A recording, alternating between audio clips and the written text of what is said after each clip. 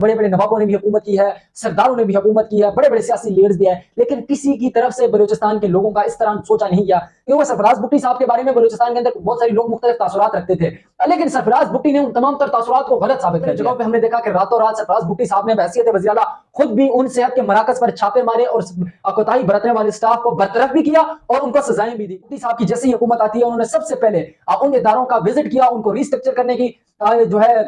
कोशिश की और हर इलाके के अंदर एसीटीसी को यह हिदायत की गई कि तमाम तर तालीमी इदारों का विजिट किया जाए और उसके अंदर वो जो कब्जा माफिया बैठा है उसके खिलाफ फिल फॉर एक्शन लिया जाए। का 75 साल तारीख में समझा जाता था, वो था तालीम और सेहत का निजाम। तो सरफराज भुट्टी साहब ने अपनी टीम की क़यादत में सबसे पहले तालीमी निजाम जो था उसको रिस्ट्रक्चर करने का फैसला किया और उस निजाम के अंदर जो कुछ लोग काबिज थे जिन्होंने कब्जा जमाया हुआ था अपने बलूचिस्तान के तालीमी इदारों के अंदर, बलूचिस्तान के नौजवानों के भुट्टी साहब ने वहां के जो शोधा है उनके बच्चों को फ्री तालीम देने के लिए बड़े बड़े ऐसे इकदाम उठाए। पाकिस्तान के अंदर और पाकिस्तान से बाहर उन्हें भेजने का फैसला किया है। अब बलूचिस्तान के मुस्तहिक नौजवानों को पाकिस्तान के मुख्तलिफ इंस्टीट्यूट्स के अंदर दाखिले देने का वादा किया और उस पर काम शुरू हो चुका है। उसके अलावा जिन लोग जो तलबा बलूचिस्तान के अंदर भुट्टी साहब की तरफ से ये एक वाज़ेह पैगाम बलूचिस्तान हुकूमत की तरफ से कहा था कि जो बच्चा तालीम पीएचडी हासिल करना चाहता है उसको बलूचिस्तान गवर्नमेंट अपने खर्चे पर किसी भी मुल्क भेज देगी तालीम हासिल करने के लिए, और इस चीज पर भी अमल शुरू हो चुका है। और ये जी दुनिया भर में लाखों देखने और सुनने वालों को राशिद भुट्टी का सलाम। नाज़रीन, आप देख रहे हैं मेरा यूट्यूब और फेसबुक पेज। अगर अभी तक आपने मेरे यूट्यूब चैनल को सब्सक्राइब नहीं किया तो सब्सक्राइब करें और फेसबुक पेज को जाकर फॉलो करें। नाज़रीन, आज गुफ्तगू करेंगे बलूचिस्तान के हवाले से और बलूचिस्तान की नई हुकूमत के हवाले से। बलूचिस्तान के अंदर इस वक्त क्या हो रहा है, क्या नए प्रोजेक्ट्स लाए जा रहे हैं, वहां पर बलूचिस्तान के अंदर क्या काम किया जा रहा है इस हुकूमत की तरफ से। अब बलूचिस्तान की 75 साल तारीख से हटकर नए प्रोजेक्ट्स को लेकर आया जा रहा है, इन तमाम चीजों पर बात करेंगे। नाज़रीन, सरफराज भुट्टी की क़यादत में बलूचिस्तान की नई हुकूमत बनी है, पीपल पार्टी की यहाँ पर हुकूमत है। सबसे पहले इस हुकूमत के अंदर हमने देखा कि इस हुकूमत ने आते साथ ही जो अवामी मसाइल थे उनको हल करने के लिए अपने ऐसे इकदाम उठाए। सबसे बड़ा मसला जो बलूचिस्तान का 75 साल तारीख में समझा जाता था वो था तालीम और सेहत का निजाम। तो सरफराज भुट्टी साहब ने अपनी टीम की क़यादत में सबसे पहले तालीमी निजाम जो था उसको रिस्ट्रक्चर करने का फैसला किया और उस निजाम के अंदर जो कुछ लोग काबिज थे जिन्होंने कब्जा जमाया हुआ था अपने बलूचिस्तान के तालीमी इदारों के अंदर, बलूचिस्तान के नौजवानों के मुस्तकबिल के अंदर तालीमी इदारे इससे पहले हमें वीरान दिखाई देती थी, एक खंडर का मंजर पेश कर रही होती थी। उन्हीं तालीमी इदारों में खोते भेड़ बकरियां बांधी जाती थी, लेकिन भुट्टी साहब की जैसी हुकूमत आती है उन्होंने सबसे पहले उन इदारों का विजिट किया, उनको रिस्ट्रक्चर करने की जो है कोशिश की और हर इलाके के अंदर एसीटीसी को यह हिदायत की गई कि तमाम तर तालीमी इदारों का विजिट किया जाए और उसके अंदर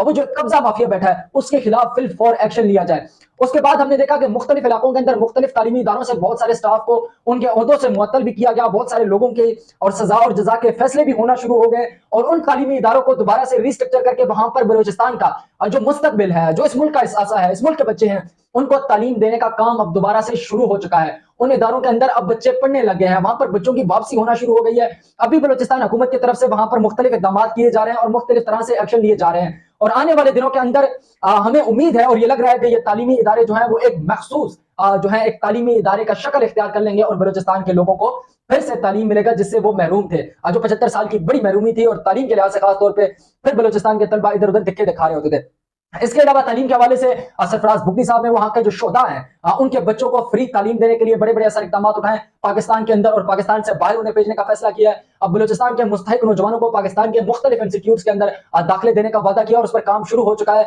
उसके अलावा जिन लोग जो तलबा बलूचिस्तान के अंदर भुट्टी साहब की तरफ से ये एक वाज़ेह पैगाम बलूचिस्तान हुकूमत की तरफ से कहा था कि जो बच्चा तालीम पीएचडी हासिल करना चाहता है उसको बलूचिस्तान गवर्नमेंट अपने खर्चे पर किसी भी मुल्क भेज देगी तालीम हासिल करने के लिए, और इस चीज पर भी अमल शुरू हो चुका है। और ये इंतहाई एक ऐसा इकदाम है सरफराज भुट्टी साहब का, क्योंकि बलूचिस्तान की 75 साल तारीख में इस तरह का जो है काम या इस तरह के ऐसे इकदाम किसी ने नहीं उठाए जो सरफराज भुट्टी साहब आज उठा रहे हैं। और ये बलूचिस्तान का एक उभरता चेहरा जो जिसको वो डेवलप करना चाह रहे हैं, तो उम्मीद है और ये चेहरा डेवलप हो पाएगा और आने वाले वक्त के अंदर हमें बलूचिस्तान से बड़े बड़े स्कॉलर्स और अच्छे अच्छे लोग मिलेंगे, बड़े बड़े राइटर्स मिलेंगे। अब चलते हैं सेहत की तरफ से। सेहत इसका दूसरा बड़ा इंपैक्ट था बलूचिस्तान के अंदर, जो सेहत के हवाले से कोई काम नहीं होता था,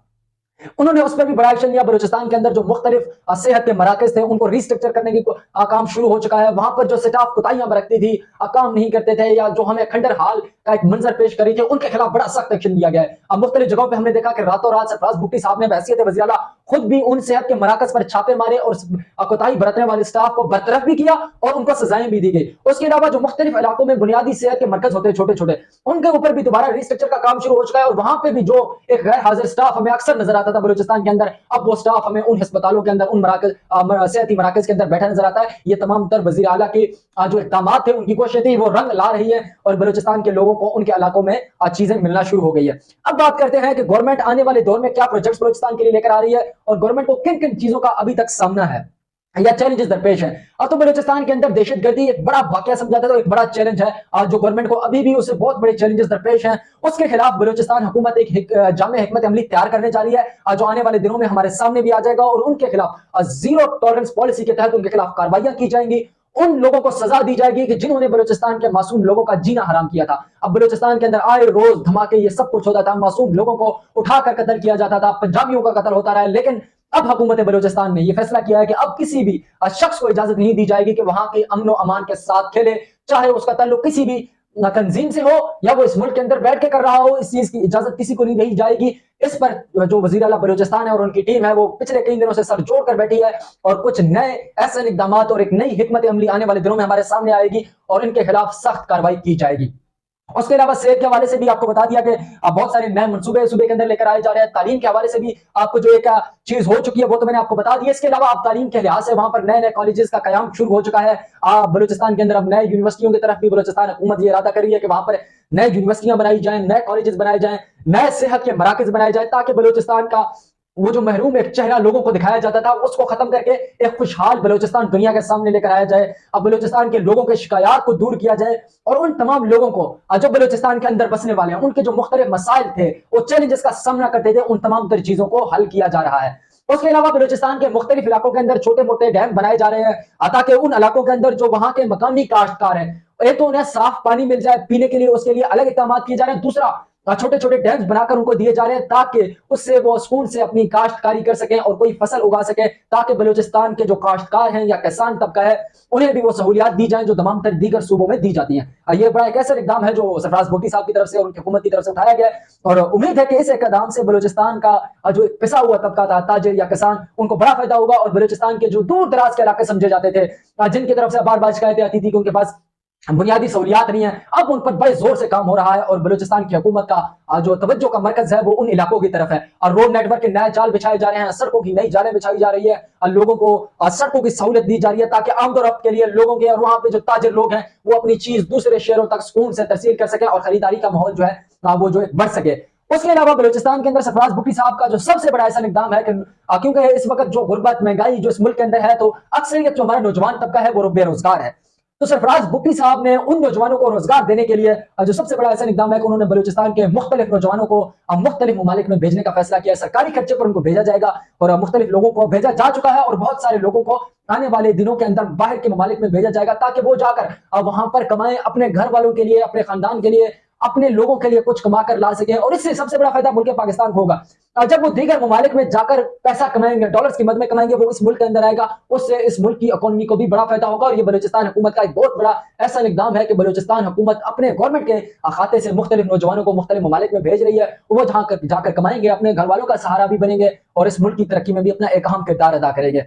इसके अलावा सरफराज भुट्टी साहब ने बलूचिस्तान के दारुल हुकूमत जो क्वेटा है, आए रोज हम उनके बारे में खबरें सुनते हैं कि उनकी तज़ीन और आराइश के बारे में क्वेटा में जो है एक जीरो टॉलरेंस पॉलिसी बनाई गई है। वहां पर जो कुछ भी गैर कानूनी हो रहा था, रोडों के ऊपर गैर कानूनी ठेले और सब कुछ, उसे खत्म कर दिया गया है। गैर कानूनी पार्किंग्स को खत्म कर दिया गया है। वहां पर शहर को दोबारा से रिस्ट्रक्चर किया जा रहा है और क्वेटा को उसका जो खोया हुआ मकाम था, जो क्वेटा एक जमाने के अंदर अब बड़ा मशहूर और पिकनिक पॉइंट समझा जाता था, उसे अब वो मकाम वापस दोबारा दिया जा रहा है। वहां पर सड़कों में काम हो रहा है, वहां के नाले साफ किए जा रहे हैं और डीसी जो है हमें डेरा क्वेटा के वो अक्सर हमें वहां पर नजर आते हैं और उन तमाम तर चीजों को खुद देख रहे होते हैं और वहां पर उनकी तरफ से ऐसे इक़दाम किए जा रहे हैं। अब जो बलूचिस्तान की हुकूमत बनी है ये ऐसे इक़दाम तो कर रही है। इससे सबसे पहले ये होगा कि बलूचिस्तान के अंदर जो बलूचिस्तान के बारे में एक बात कही जाती थी कि बलूचिस्तान के लोग महरूम है, तो वो जो कॉन्सेप्ट था वो महरूमियों वाला कॉन्सेप्ट खत्म हो जाएगा। बलूचिस्तान के लोग अपने पैरों पे खड़े होंगे और खुशहाली की तरफ जाएंगे। और दूसरा, जो एक दहशतगर्दी का एक बड़ा चैलेंजेस का हमें सामना करना पड़ता था, उस चीज की रोकथाम के लिए अब नए नए इक़दाम लेकर आए जा रहे हैं। या फिर कुछ तलबा जिनकी ज़हनसाज़ी की जाती थी या मजबूर होकर अब वो जो है पहाड़ों का रुख कर लेते थे, जब अब सूबे के अंदर ये तमाम तरह से इक़दाम हो रहे हैं, सूबे की डेवलपमेंट हो रही है और सूबे के अंदर काम होने लगा है, तो अब वो नौजवान भी इसी सूबे के अंदर अपना मुस्तकबिल बनाएंगे और पाकिस्तान की जो है तरक्की व तामीर में एक अहम किरदार अदा करेंगे। और बलूचिस्तान के अंदर जो पिछले 75 साल में होता रहा या जो शिकायत हमें सुनने में आती थी आए रोज, अब वो कम होने लगी है। अब वहां पर तालीमी स्ट्रक्चर बनने लगा है, वहां के लोगों को बुनियादी सहूलियात मिलने लगी है। और ये तमाम चीजें क्योंकि बहुत सारे हुकूमतें आई है, यहाँ पर बड़े बड़े नवाबों ने भी हुकूमत की है, सरदारों ने भी हुकूमत की है, बड़े बड़े सियासी लीडर्स भी है, लेकिन किसी की तरफ से बलूचिस्तान के लोगों का इस तरह सोचा नहीं गया। क्योंकि सरफराज भुट्टी साहब के बारे में बलूचिस्तान के अंदर बहुत सारे लोग मुख्तलिफ तासुरात रखते थे, लेकिन सरफराज भुट्टी ने उन तमाम तर तासुरात को गलत साबित कर दिया है। उन्होंने आते साथ ही बलूचिस्तान के अंदर तरक्की का एक नया जाल बिछाना शुरू कर दिया है। वो जो लोग उनके बारे में तासुरात रखते थे, अब वो लोग इस सोच पर मजबूर हो गए कि हम इनके बारे में सोचते क्या रहे, ये तो हमारे सोचों के मुनाफी निकले हैं। जो हम इनके बारे में सोचते थे ये तो वो निकले ही नहीं, ये तो सूबे की तरक्की और हम सब के लिए काम करने लगे हैं। सूबे के डेवलपमेंट में एक नया जो है